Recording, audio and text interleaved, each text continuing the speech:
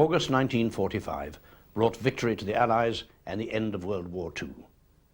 The enormous size of the Royal Air Force, with which Britain had ended the war, was going to be impractical for the years of peace, which everybody hoped would stretch ahead. A large number of squadrons were therefore disbanded, thousands of aircraft were scrapped, and many of the serving personnel were sent back to Civvy Street. This tremendous streamlining of the force's strength came about just as aeronautics had entered a new age, the age of the jet engine. The high-pool HE-178 made history on the 17th of August 1939, being the first jet to become airborne. It was too primitive to be of any practical use and was hardly any faster than the positive-engined aircraft of the period, but still it was the embodiment of a new technique full of dazzling promise. But at the time, technical know-how was not advanced enough to make these promises come true. However, World War II gave wings to aeronautical research, and in 1942, the first operational jet took off. The Messerschmitt Me-262 was powered by two Junkers Jumos 004 actual flow jet engines, and it outstripped all the other fighters. But it took 2 more years before Schwalbe was to see actual combat action, and this was too late for this to have any influence on the final stages of the war. The engines of the Me-262 were still quite primitive, with very high fuel consumption and a very short life. Yet the jet engine proved its superiority during air combat.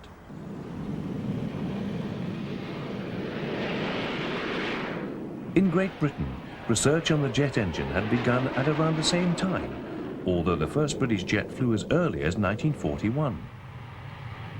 The first operational British jet fighter, the Gloucester Meteor, would arrive too late to see actual air combat during the Second World War. Another British pioneer was the de Havilland Vampire. The Vampire was powered by only one engine, the Goblin, and hence was slower than the Meteor with its 2 Rolls-Royce Derwins. But by the end of the war, the Goblin was the most powerful jet engine in the world. As a matter of fact, all British jet engines of the period were far superior to those of other countries, and that was something that did not escape the attention of the Americans.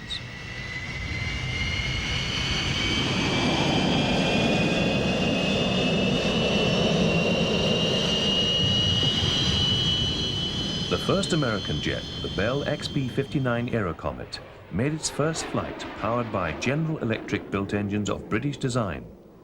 In 1943, Lockheed designed around the de Havilland Goblin, resulting in the first operational US jet fighter, the P-8E Shooting Star.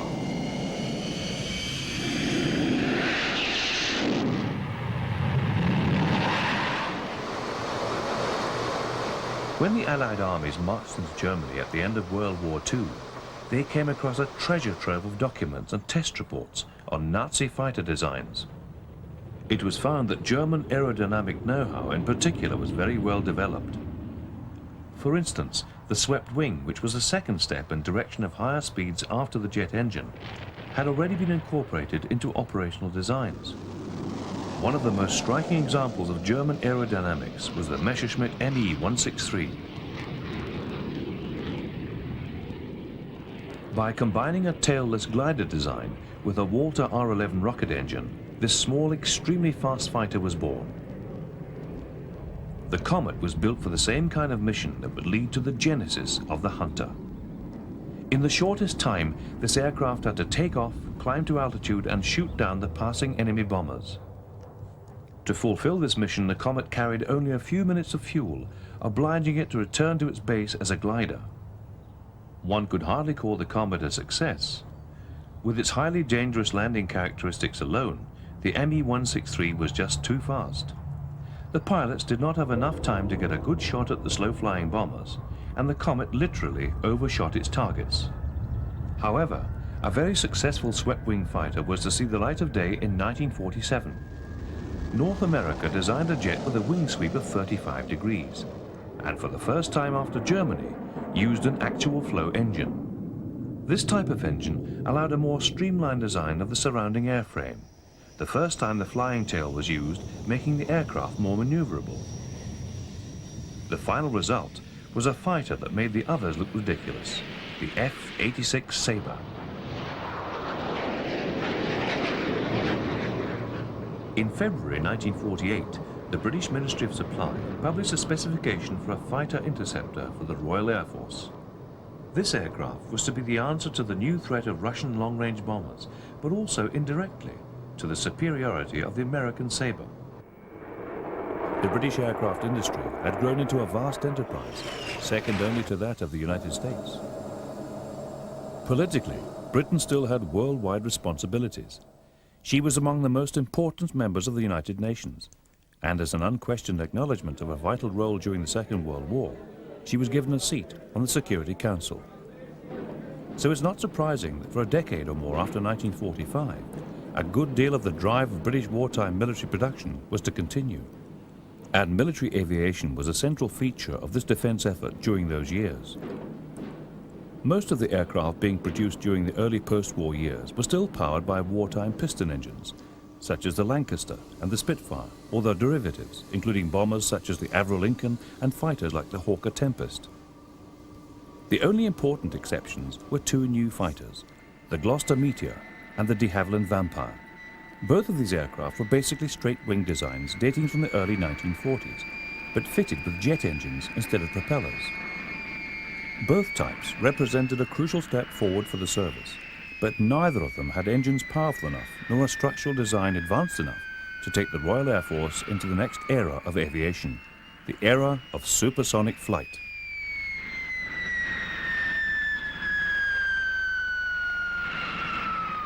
Government policy in the United Kingdom at that time was against supersonic flight by manned aircraft because of the high risks that were thought to be involved in such a leap into the unknown. In spite of that, and the progressive post-war cut in numbers of aircraft available to the service, the Royal Air Force managed to capture many aviation headlines. A high point was reached in November 1945, when a Meteor F-4 of the reformed RAF high-speed flight broke the world speed record with a spectacular 606 miles per hour run at a very low level over Herne Bay in Kent. Another milestone was passed in July 1948, when 6 Vampires of No. 54 Squadron became the first RAF jets to fly the Atlantic. Then in September, a stripped-down Meteor F-4 raised the speed record again with a low-flying dash of 616 miles per hour over a measured course, or about 80 miles per hour faster than any other aircraft at that time. During those same early post-war years, the crowds at very many air displays at home and abroad thrilled to the immaculate displays of formation aerobatics given by Meteor and Vampire formations of the RAF.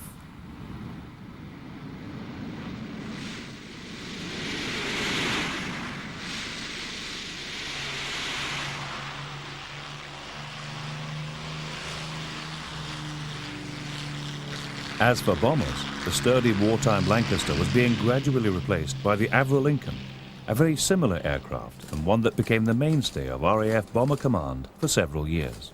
In the meantime, the Sunderlands, Catalinas and Liberators of Coastal Command had done sterling work during the war, but they too were now replaced by another machine from the Avro stable, the Shackleton MR-1 and MR-2, aircraft that were basically developments of the Lincoln Mark III.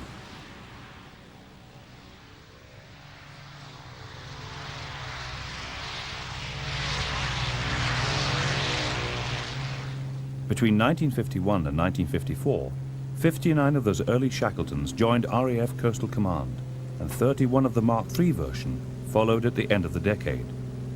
The Shackleton was to remain in service right up until the 1970s, when it was eventually replaced by the Nimrod. But even then, the line which began with the Lancaster bomber wasn't finished.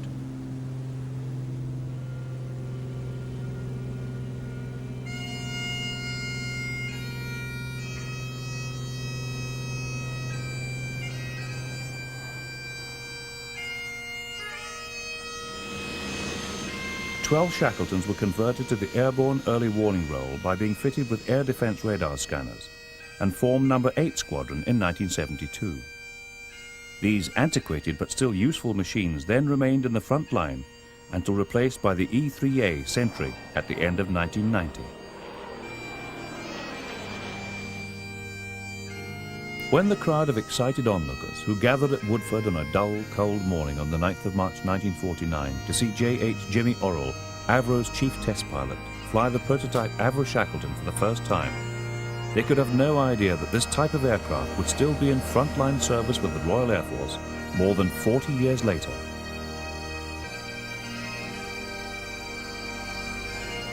The prototype's maiden flight lasted just 33 minutes, after which Jimmy Orrell reported that the aeroplane flew extremely well and had that comfortable feel of its predecessors, the Lancaster and Lincoln. After a few minor adjustments, the aircraft made a second flight of 45 minutes.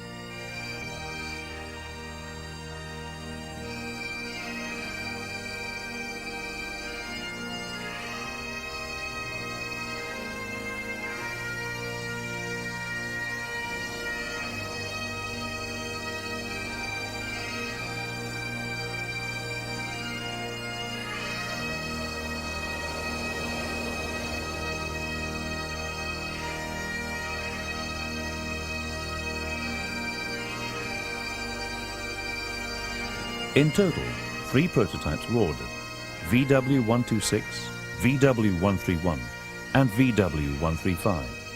And even before the first one had flown, Avro received an order for 29 production aircraft.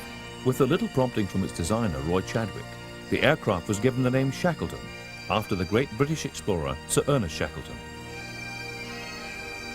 The Avro Shackleton has been called upon in a multitude of roles, from anti-submarine to search and rescue, maritime reconnaissance to colonial policing, supply dropping to bomber, troop carrier to airborne early warning, and other tasks too numerous to mention.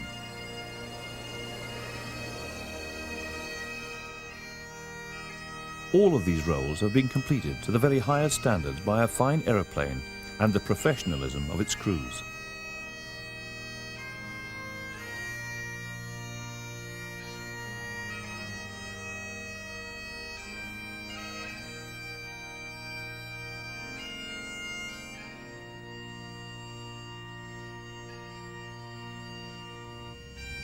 Shackleton crews may have complained about the noise and lack of comfort, but few cannot fail to be thrilled to hear the unique sound of the old growler.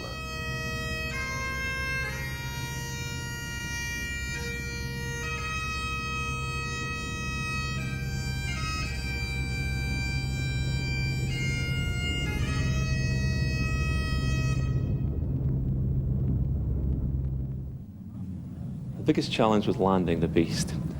If you had no tail dragger experience, it was a bit of a shock when you came to the Shackleton to try and land this large aircraft on a 3-point with this nose sticking out in front of you, obstructing your view, particularly in crosswinds. From the pilot's point of view, once you've mastered the landing, all the rest was easy, really. We were fortunate in the rudder control in that we had almost double the rudder authority required for engine failures. So even if you lost 2 engines on one side, you had no control problems over the aircraft throughout its speed range. That's something that can't be said for a lot of modern jets, actually.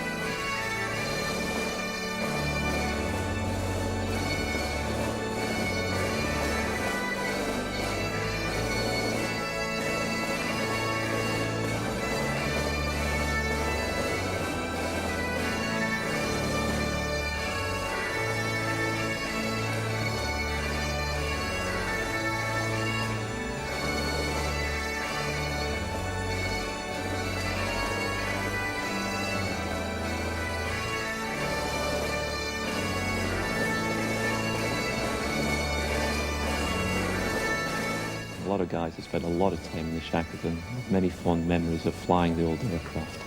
And it was tinged with sadness that we saw them go. Yet another offspring of the original Lancaster was the Avro York transport aircraft. Using Lancaster wings, undercarriage and engines, but fitted with an entirely new fuselage, this machine had first been produced in 1942. The York was soon joined by other military transport types. In the years after the war, the traditional troop ships which used to move servicemen and much of the support around the world were gradually replaced by transport aircraft. During the 50s and into the 60s, a network of regular flights was established to connect the UK with our forces stationed in Malta, Libya, the Canal Zone, Iraq, the Gulf, Aden, Malaya and Hong Kong. The sheer number of aircraft types eventually used for transport served to show its importance during this phase in the RAF story.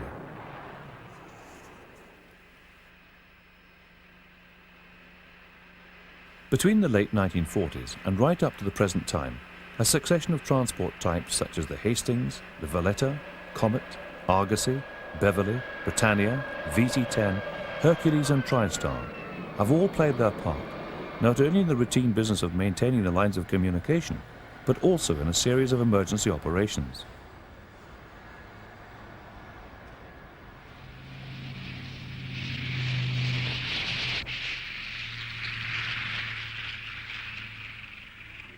Master switch on. Master switch on.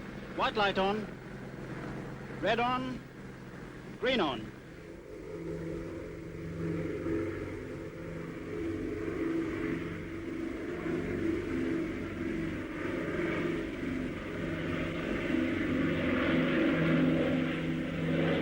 The first of these crises came as early as 1948, when the Soviet occupation forces in East Germany closed the road, rail and canal routes into Berlin.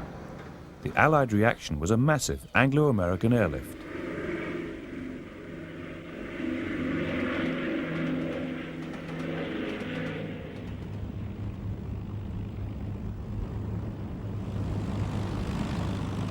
Most of the airlift effort was American, but during the 11-month-long siege, 56 Yorks, 64 Dakotas, 14 Hastings and a handful of Sunderland flying boats of the RAF flew supplies into Berlin and refugees out to the west. The Berlin crisis had rung alarm bells in the West, but worse was to follow in June 1950 with the outbreak of the Korean War, a conflict widely thought at the time to be just the first step in a communist program of worldwide expansion. The Royal Air Force, run down in numbers after the war and already fully committed in many parts of the world, could add only a squadron of Sunderlands to the United Nations force that responded to the North Korean invasion.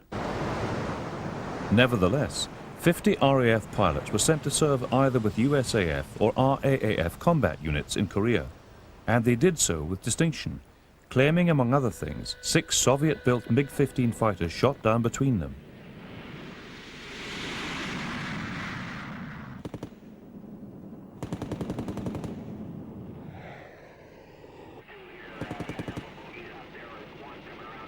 But there was another reason for not sending squadrons of the Royal Air Force to Korea.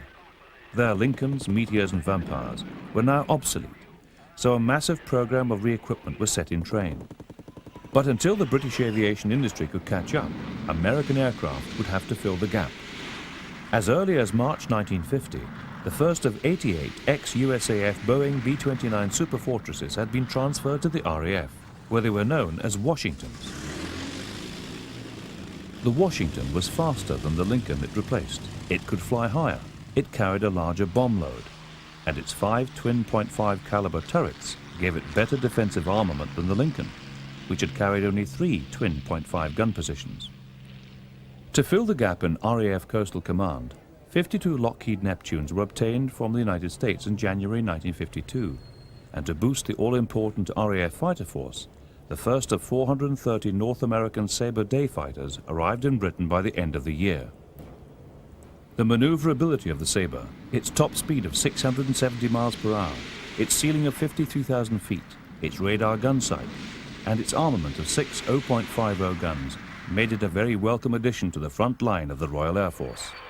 It became the first swept-wing aircraft in fighter command, where it equipped 2 squadrons. Sabres also contributed no fewer than 10 day fighter squadrons in the RAF's 2nd Tactical Air Force in Germany, adding to the strength of an Allied deployment that was of growing importance in the face of the Soviet threat in Central Europe. The night fighter gap in the Royal Air Force at this time was filled at first by Meteor Marks 11, 12, 13 and 14. These two-seater machines, though obsolete, had a useful edge over the Soviet bombers of the time, and they were also an improvement over the earlier versions of the Meteor. The F-4 day fighter, for example, had a top speed of around 400 miles per hour at 10,000 feet, while the Mark 14 night fighter could reach 580 miles per hour. Just when the fighter strength of the RAF was being built up, the first important British post-war military aircraft was ready to join Bomber Command. This was the English electric Canberra. It caused a sensation when it appeared for the first time at Farnborough in 1949. Between 1951 and 1958, the Canberra went on to set a score of world records, one of the more notable being the first double crossing of the Atlantic in a single day on the 26th of August 1952.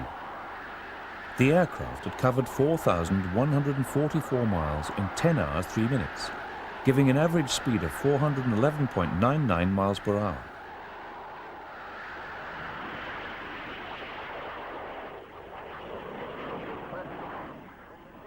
Another Canberra captured the London to New Zealand record in October 1953, while the plane, fitted with a Scorpion rocket motor, broke the height record in August 1957 by reaching 70,310 feet.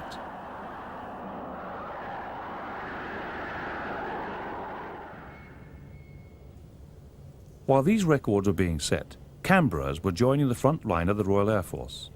By 1954, no fewer than 35 squadrons in the UK had been equipped with them.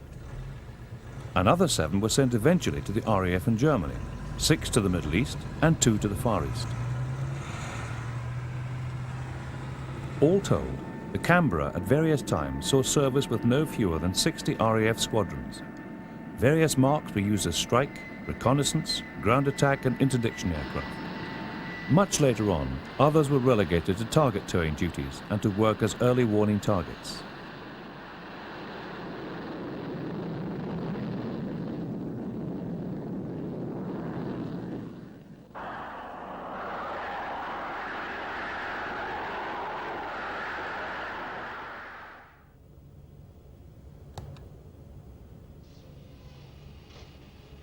By the mid-1950s, second-generation British jet aircraft were beginning to emerge, notably the Hawker Hunter day fighter, the first of which joined No. 43 Squadron in July 1954, and the Javelin all-weather fighter, first issued to No. 46 Squadron in early 1956. The Hunter really was the first supersonic aeroplane, albeit in a dive, that the Royal Air Force ever operated. To do this, it had to have swept-back wings, large control surfaces, power controlled, so that you could get over the large increase in stick forces as you approached and went through supersonic speed in a dive. Maximum level speed of the aircraft was about 0.935 Mach number, required about a 30-degree dive to achieve sonic speed. So this was the new era, the beginning of power controls, the beginning of integration of weapons system with the cannons and the equipment to go with it. So it's a very important step forward, particularly as it finished up eclipsing the competition and turning out to be a very important multi-purpose airplane in air defense, ground attack, reconnaissance, training, research, and taking part in a large number of aerobatic teams in different countries. The Hunter was a particularly successful aircraft. Between 1954 and 1971, when the last Hunter Squadron No. 8 in Aden disbanded, several marks of the aircraft were developed. 20 day fighter squadrons received the F-4 and another 19 flew the F-6. From October 1959, 15 squadrons were equipped with the FGA-9 day fighter ground attack version, and 3 more were issued with the FR-10 tactical reconnaissance model.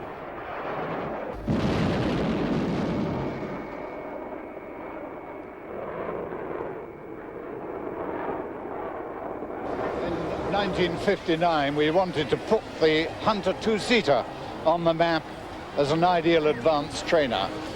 The board were persuaded to put a powerful smoke installation on the aeroplane so that we could accentuate various maneuvers. We hit the headlines with our display at Farnborough in 1959. Next week, I was en route to Switzerland to demonstrate the aeroplane to number 8 Squadron at Emmen, Lucerne. I was requested to give a display on arrival, and reveling to go because I was right in practice, going to do something they'd never had done before. I arrived almost coincidentally with a sonic bang at low level, slowed down to do my aerobatics, and then the final pièce de résistance was a flat-out flight of 50 feet, switching on the smoke, pulling straight up to an altitude of about 18,000 feet. And then it was stick hard back, full left rudder, full outspin aileron, and the aeroplane agitatedly flicked upwards and then settled down into a steady spin, pouring smoke from behind it, losing height at 24,000 feet per minute. All I had to do was keep the controls in position, occasionally look outside at Mount Pilatus and Emmen, the Lake Lucerne, not get disoriented, monitor my height carefully, watch the RPM and jet pipe temperature. My minimum recovery height, 6,000 feet, came up. That gave me 1,000 feet for my wife and family. I took recovery action, had this feeling of great professional pride and superiority as the aircraft stopped dead in line with Emmen, Lucerne. Then I was shattered.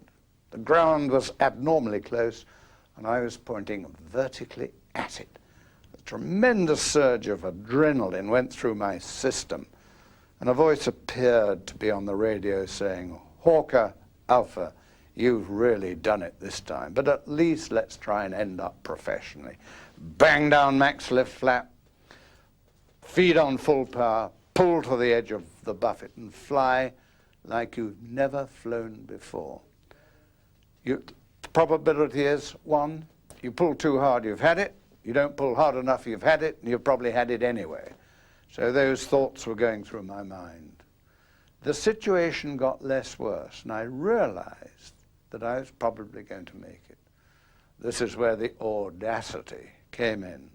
I let the aircraft go down to treetop level, pulled up, rolled, joined the circuit, landed, taxied in, stepped out of the cockpit, smiled as if this was part of my intended display, and I never told anybody about it until 18 years later, when I saw so many of my colleagues kill themselves in display flying, or nearly kill themselves, that I felt I should make it a crusade in my life, not as a pope of aviation, but as a flying sinner. The Hunter was a pilot's aircraft. The later marks at a top speed of Mach 0.95 at 36,000 feet and could climb to 45,000 feet in just over 7 minutes, while the excellent handling qualities of the aircraft and its high maneuverability made it a very popular machine with all the men who flew it. It was armed with 4 30mm Aden guns, but under the wings the Hunter could also carry 2 1,000-pound bombs, 2-inch multiple rocket batteries, 100-gallon napalm tanks, or 3-inch rockets.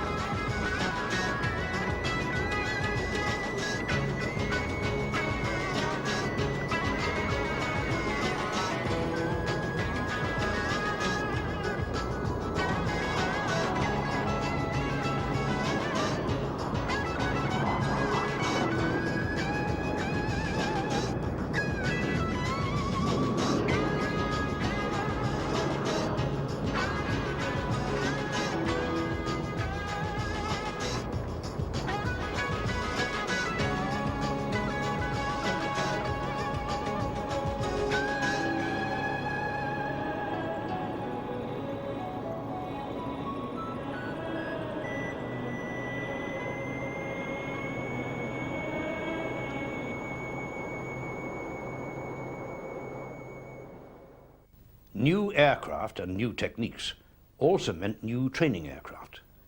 During the early 1950s, the piston-engined Provost T-1 came into service to replace the earlier Prentice. A two-seater variant of the Vampire fighter, the T-2, replaced the Harvard as the standard advanced trainer. By the end of the decade, the jet Provost had been adapted as the basic training aircraft, and for the next 30 years, all RAF pilots were trained to wing standard entirely on jet aircraft.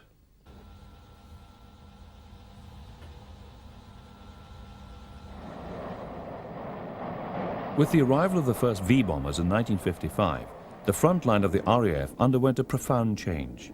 These aircraft, the Valiant, the Vulcan and the Victor, came into service one after the other from 1955 to 58.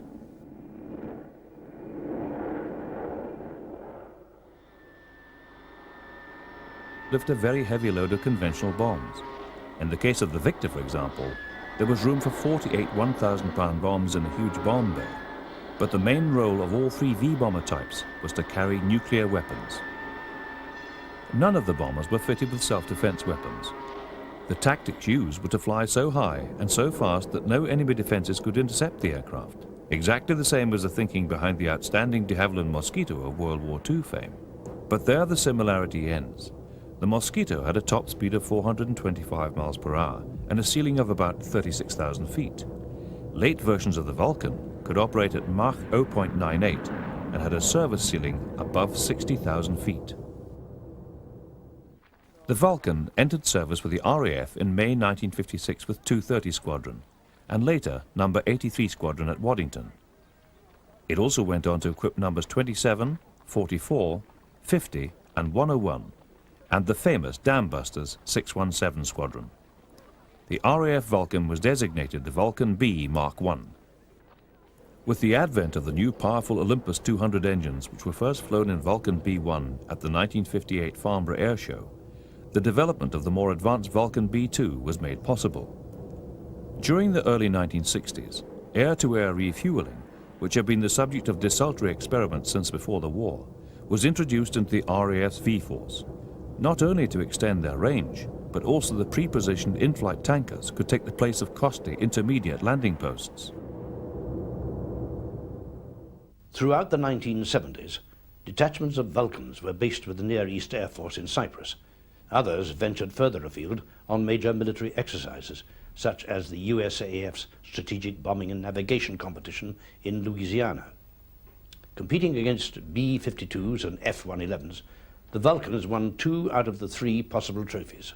To protect the V-bombers from the intense flash that would result from the detonation of the nuclear weapon, they were all at first painted in a white gloss finish.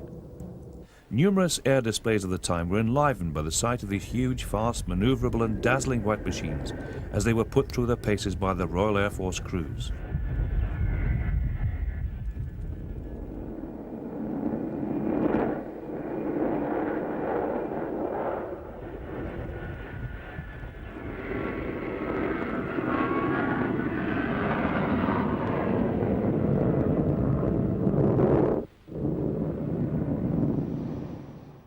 Very special arrangements were made to accommodate the V-Force, as the 18 squadrons of the aircraft were known.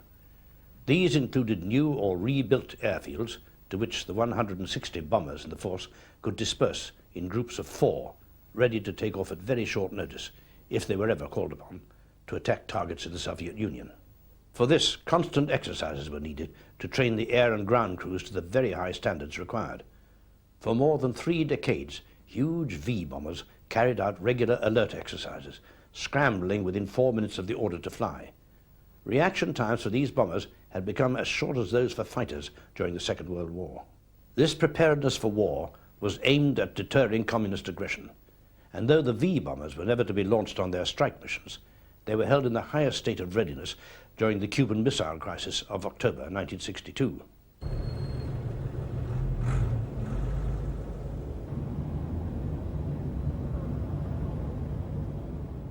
V-bombers were frequently sent overseas, partly in a military role and partly to show the flag. Some of the overseas flights set new records. One notable achievement was the Scampton to Sydney speed record of 20 hours, 3 minutes and 17 seconds set in June 1961 by squadron leader Michael Beavis, flying a Vulcan of the famous number 617 squadron.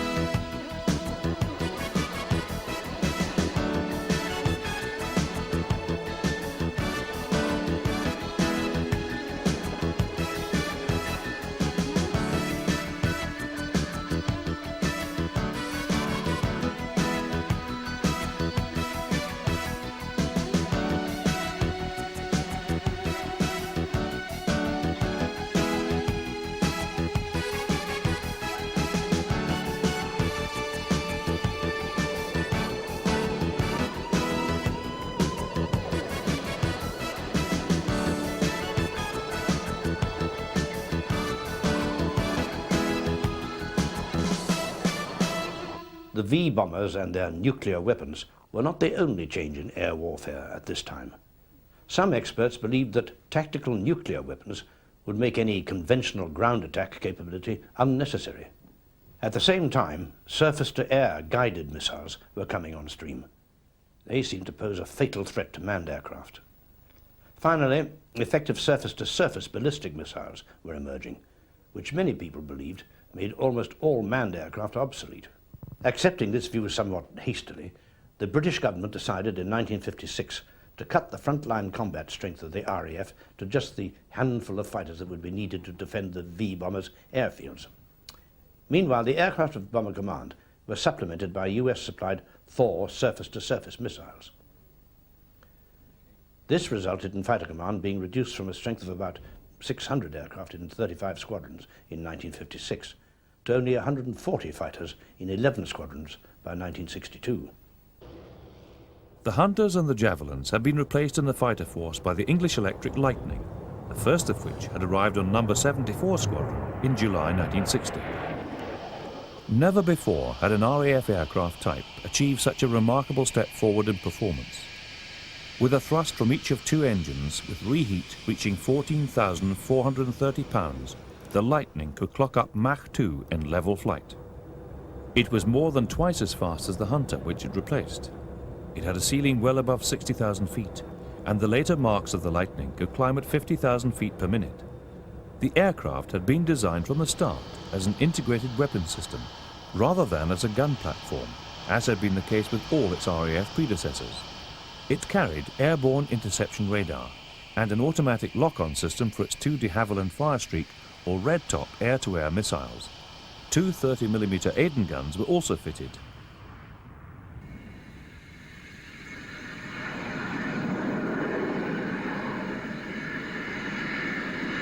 Spectators at numerous air shows in the 1960s and 70s were astounded to see demonstrations in which the Lightning took off, stayed low to gather speed, and then, after being airborne for only a couple of thousand yards, pulled up into a vertical climb and disappeared heavenwards. At first, the range of the Lightning was somewhat limited. It had, after all, been built as a short-range interceptor. But modifications were soon introduced, giving the aircraft, among other improvements, a large ventral fuel tank, provision for a pair of overwing fuel tanks, and a probe for air-to-air refueling. This was just at the time when air-to-air refueling was starting to be taken much more seriously by the RAF. Flight refueling trials began in earnest with the multi-purpose Valiant B PRK Mark Is of No. 214 Squadron in 1959. The Victor K-1A tanker followed in 1955, and further capacity was provided during the early 1980s by the conversion of a number of Hercules to a dual transport tanking role. Later on, 8 Lockheed TriStars with a similar dual purpose would join the tanker fleet. Up until the mid-1960s, the Royal Air Force, in common with most other air forces, had been equipped and trained largely for operations at high altitude. 0719, ready for contact port. Flying at great heights meant two things. First, enemy fighters would find it difficult to climb quickly enough to extreme heights and intercept a fast-moving intruder. And second, aircraft at those heights were beyond the reach of anti-aircraft guns. But by now, surface-to-air missiles were being deployed in such numbers by the Soviet Union that bombers could no longer be sure of getting through their defenses. All this was many years before electronic warfare techniques were developed to lessen the threat from missiles. The only sensible tactical answer was for aircraft to fly at very low level. Close to the surface of the Earth, aircraft will be able to fly underneath the lobes of ground-based radars. The distinctive white finish on the V-bombers was now replaced by camouflage livery, and intense training and low-level tactics became an everyday feature of RAF activity in virtually all combat squadrons. Special routes were opened, along which aircrews could sharpen their skills in operating at high speed and at very low level. New weapons were introduced, new tactics were devised, and new aircraft navigation and weapon aiming fits were introduced so that attack aircraft could deliver their weapons in a lay-down mode. In other words, without climbing to spot the target before diving on it, which had been the case before.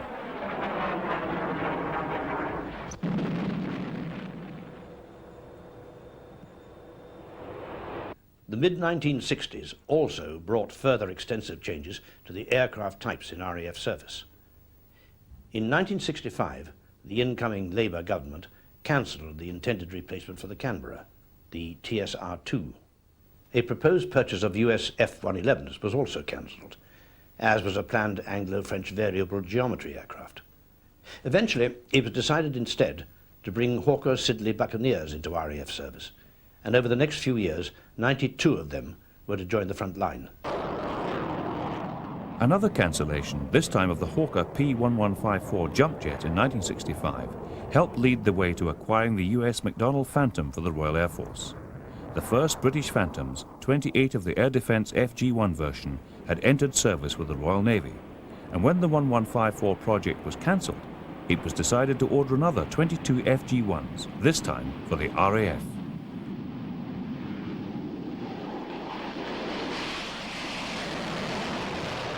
Another 118 Phantoms, this time the FGR-2 ground attack and tactical reconnaissance version, were acquired for the RAF in 1970. This continued until the arrival of the Setcat Jaguars in 1974, when the whole Phantom force reverted to air defence duties, replacing all but 2 squadrons of Lightnings in that role. Both variants of the Phantom formed an important part of the front line up until the late 1980s. It was a robust and popular machine with a top speed of Mach 2.1, a ceiling of 60,000 feet and a range of 1,750 miles. Although not a large aircraft compared with, say, the V-bombers, the Phantom could take an unusually heavy weapons load.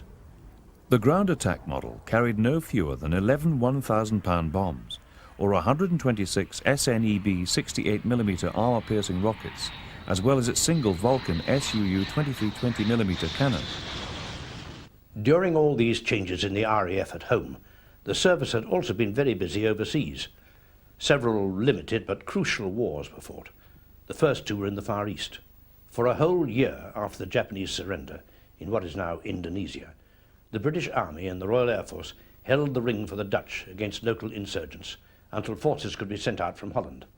2 years later, in mid-1948, another conflict broke out, this time in Malaya, when communist terrorists tried to take the country over. Substantial forces of British and Commonwealth troops were soon in action against them. In this campaign, the RAF units in the Far East were given three main tasks. First, to strike the terrorists in their jungle hideouts. Second, to provide air transport for the forces engaged. And third, to provide reconnaissance.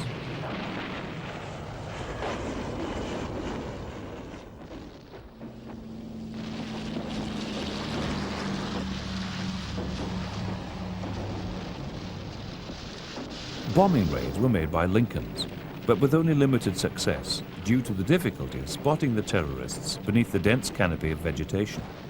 Attacks by Mosquitoes and Spitfires using rockets and cannon were more effective. Later on, Vampire and then Venom jet fighters were employed in the ground attack role. But the main contribution by the Royal Air Force was in the role of air transport. Valettas, twin-engine Pioneers and Pembroke short-range transports played a vital role in moving troops and backup to wherever they were most needed to counter the efforts of the insurgents.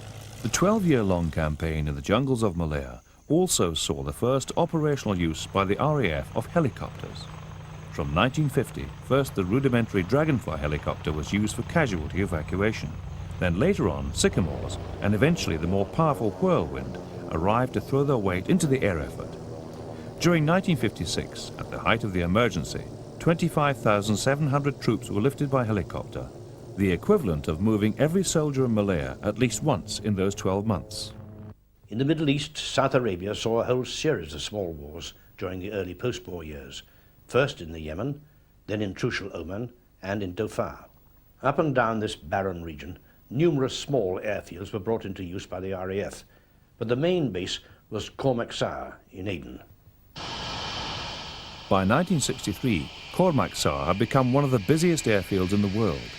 Over the years, Mosquitoes, Lincolns, Shackletons, Canberras, Meteors, Hunters, Venoms, and many other combat aircraft were active in the region, while transport support was provided by such workhorses as the Valletta, the Argosy, the Cavernous Beverley, and several types of helicopter, including the Belvedere. In 1967, the British garrison withdrew from Aden and the surrounding area, and by the early 1970s, the RAF presence in the region was confined to airfields in the Persian Gulf. The RAF had by this time also given up its bases at Habaniya and Shaiba in Iraq, and its 5 airfields in the Suez Canal zone. To replace them, a new base for the RAF in the Mediterranean was constructed at Akrotiri in Cyprus. Most of the work was completed by mid-1956, just in time for the Suez crisis. When President Nasser abrogated the Suez Canal Agreement and closed the Suez waterway, an Anglo-French expedition was mounted to reopen it. Politically, the whole affair was a disaster, but from a purely military point of view, it was very well executed, and the RAF played a prominent part. On the 31st of October 1956, RAF Valiants and Canberras opened the short campaign by bombing Egyptian airfields, and further raids were made the next day by these aircraft and by ground attack Venoms and carrier-borne aircraft of the Royal Navy.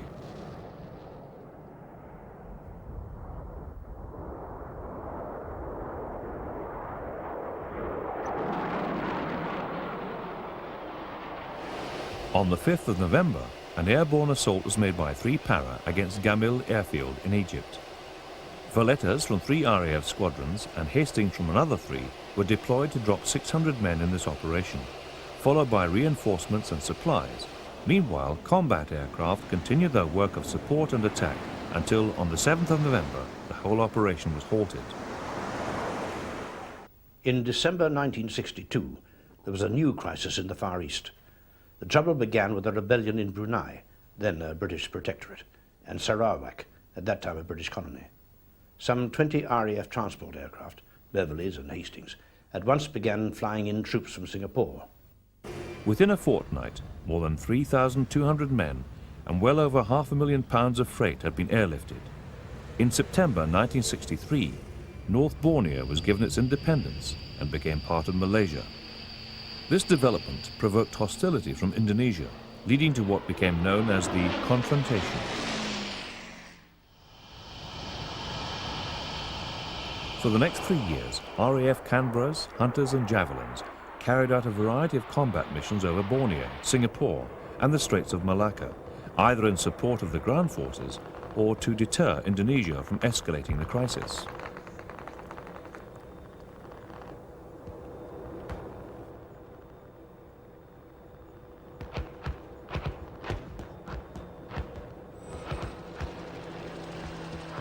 Meanwhile, the Far East Air Force Transport Section, using Argosys, Hastings and Beverleys, flew resources into Labuan or Kuching, from where twin Pioneers and helicopters airlifted troops and supplies to jungle airstrips.